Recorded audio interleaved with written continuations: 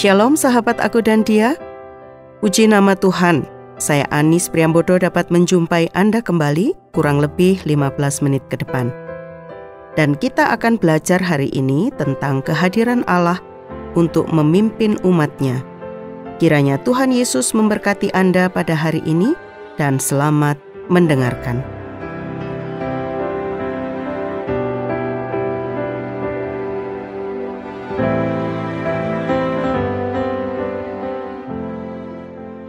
Sahabat aku dan dia, dahulu pada masa muda saya, kurang lebih 30 tahun yang lalu, saya pernah diberi kesempatan oleh Tuhan untuk melayani di sebuah daerah terpencil.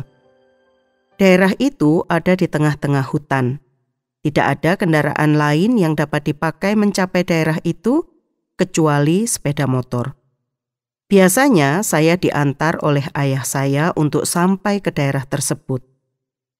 Namun pada hari itu, ketika baru 5 menit masuk hutan, sepeda motor ayah saya mogok. Dan karena tidak ada bengkel, maka mau tidak mau, ayah saya harus kembali ke kota kecamatan untuk mencari bengkel agar motornya diperbaiki. Dan saya harus melanjutkan perjalanan ke desa tersebut dengan berjalan kaki. Perjalanan yang ditempuh dengan jalan kaki kurang lebih 2 jam di tengah hutan dan seorang diri. Sahabat dapat membayangkan keadaan saya pada waktu itu. Ada rasa takut dalam hati karena saya berjalan sendirian dan di dalam hutan itu banyak binatang buas seperti harimau, serigala, juga ular. Namun ada juga binatang yang tidak buas seperti monyet, merak, kijang, ayam hutan, dan sebagainya. Ini merupakan pemandangan yang sangat indah. Ada rasa takut, tetapi juga ada tekad yang kuat bahwa saya harus sampai ke desa tersebut karena saya harus memberitakan kabar baik untuk mereka. Dengan mantap saya berjalan sambil memuji nama Tuhan hingga sampai pada desa tersebut. Saya tidak merasa sendiri sebab ada Tuhan yang menyertai dan memimpin saya seperti firman-Nya. Aku sekali-kali tidak akan membiarkan engkau dan aku sekali-kali tidak akan meninggalkan engkau. Sahabat aku dan dia, kehadiran Allah pasti memberi dampak dalam kehidupan setiap orang yang percaya. Kehadiran Allah memberikan rasa tenang, tentram, dan sukacita, sehingga tidak ada lagi ketakutan. Pada bagian ini, kita masih belajar dari kehidupan Musa. Pengalaman saya tidak ada apa-apanya dibandingkan dengan pengalaman Musa. Kalau saya sudah tahu jalan menuju desa tersebut, walau harus berjalan seorang diri. Sedangkan Musa lebih kompleks pergumulannya. Karena bukan hanya rute jalan yang harus ditempuh, tetapi juga dia harus memimpin sebuah bangsa yaitu Israel yang tegar tengkuk. Allah sendiri mengungkapkan akan hal ini.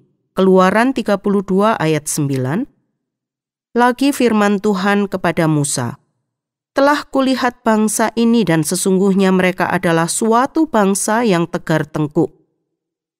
Ulangan pasal 9 ayat 13. Lagi Tuhan berfirman kepadaku, telah kulihat bangsa ini dan sesungguhnya mereka adalah bangsa yang tegar tengkuk. Yesaya 48 ayat 4. Oleh karena aku tahu bahwa engkau tegar tengkuk, keras kepala, dan berkepala batu. Keadaan bangsa Israel yang seperti inilah yang membuat Musa gentar, sehingga berseru-seru memanggil nama Tuhan dan memohon. Musa memiliki relasi yang begitu dekat dan akrab dengan Tuhan Allah. Hal itu nampak pada saat Musa berbicara dengan Tuhan. Kita dapat membacanya dalam kitab Keluaran. Musa memiliki relasi yang akrab dengan Tuhan. Musa mempunyai tempat yang khusus untuk bertemu dengan Tuhan, yaitu di kemah pertemuan. Sebuah tempat yang dipisahkan jauh dari kemah bangsa Israel. Keluaran pasal 33 ayat 7-16. Sesudah itu, Musa mengambil kemah dan membentangkannya di luar perkemahan, jauh dari perkemahan, dan menamainya kemah pertemuan. Setiap orang yang mencari Tuhan, keluarlah ia pergi ke kemah pertemuan yang di luar perkemahan.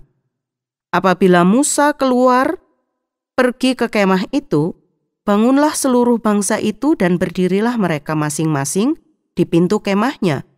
Dan mereka mengikuti Musa dengan matanya sampai ia masuk ke dalam kemah.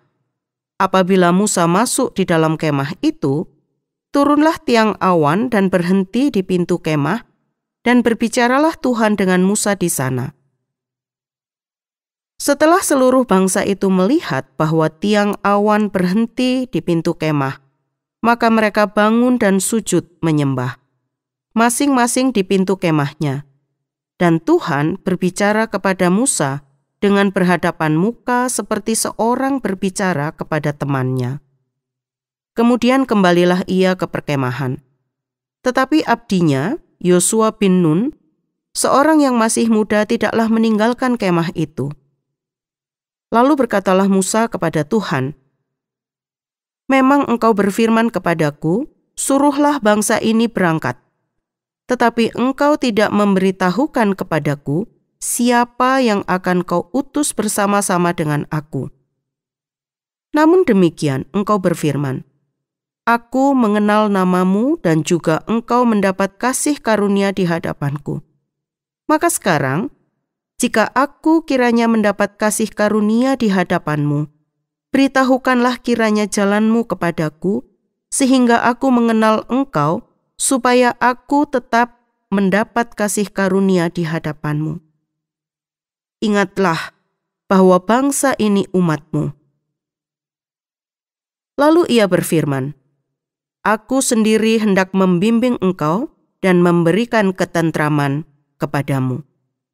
Berkatalah Musa kepadanya, "Jika engkau sendiri tidak membimbing kami, janganlah suruh kami berangkat dari sini. Dari manakah gerangan akan diketahui bahwa aku telah mendapat kasih karunia di hadapanmu, yakni aku dengan umatmu ini?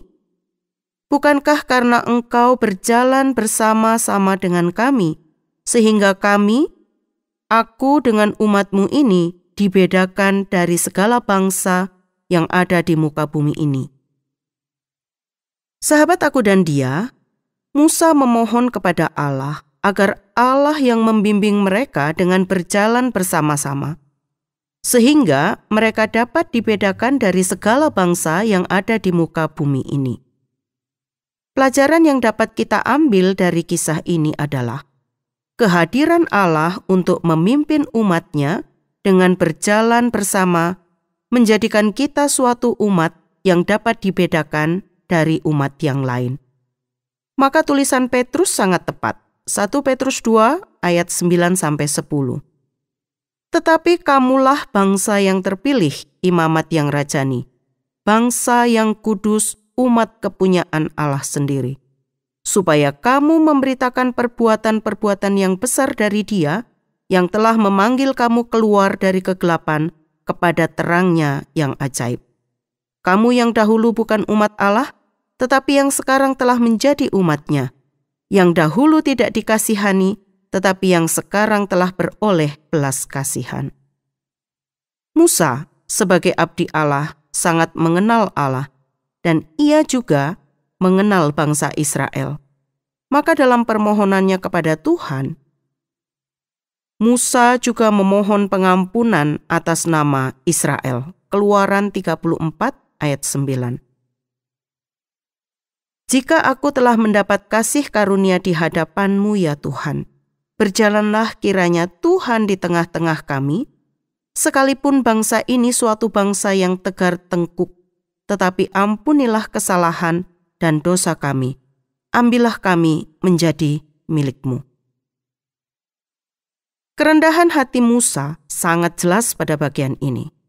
Sahabat, ketika kita berjalan bersama dengan Allah, maka kita sama seperti Musa yang memiliki keyakinan bahwa Allah yang berjalan bersama mereka, menuntun mereka, dan mereka menjadi bangsa yang berbeda, yang khusus dan kudus, sebab Allah adalah kudus.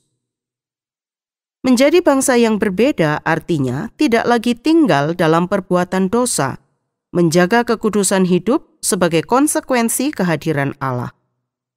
Selain itu, kehadiran Allah memberikan perlindungan kepada umat-Nya. Allah menjaga dan memelihara serta melindungi. Hal ini sesuai dengan doa Tuhan Yesus. Aku tidak meminta supaya engkau mengambil mereka dari dunia, tetapi supaya engkau melindungi mereka dari yang jahat. Yohanes 17 ayat 15.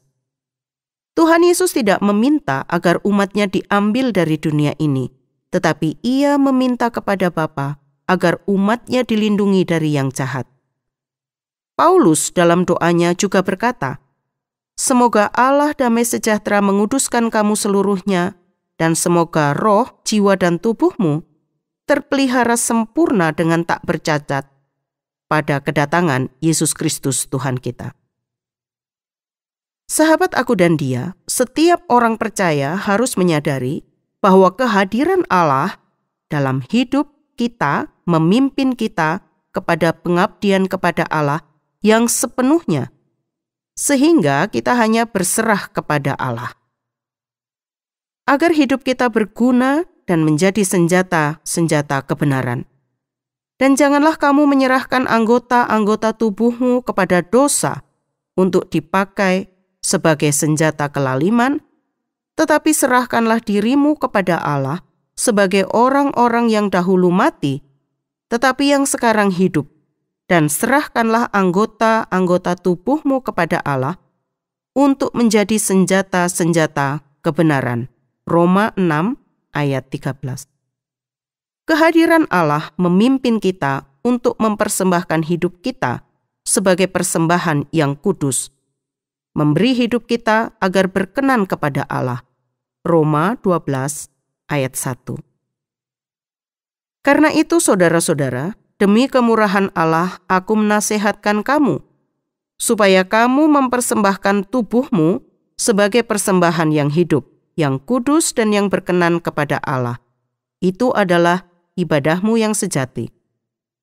Kehadiran Allah memimpin kita merasakan kuasa-Nya terasa dekat dan tak habis-habisnya, merindukan untuk melihat lebih banyak lagi kemuliaan-Nya.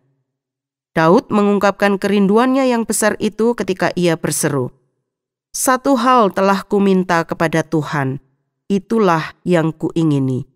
Diam di rumah Tuhan seumur hidupku, menyaksikan kemurahan Tuhan dan menikmati bait-Nya." Mazmur 27 ayat 4. Kehadiran Allah memimpin kita kepada kasih karunia Allah untuk memperoleh pembenaran, pengudusan, dan pemuliaan. Untuk itu, marilah kita berjalan bersama Allah, sebab Allah berjanji, "Aku senantiasa membimbing engkau dan memberikan ketentraman kepadamu."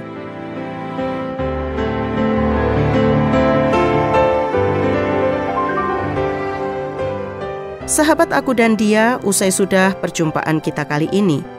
Bila Anda ingin membagikan kisah Anda atau Anda ingin memberi usul maupun pertanyaan, hubungi kami melalui SMS atau WA ke nomor 081 333 777 386. Saya Anis mohon pamit, sampai jumpa.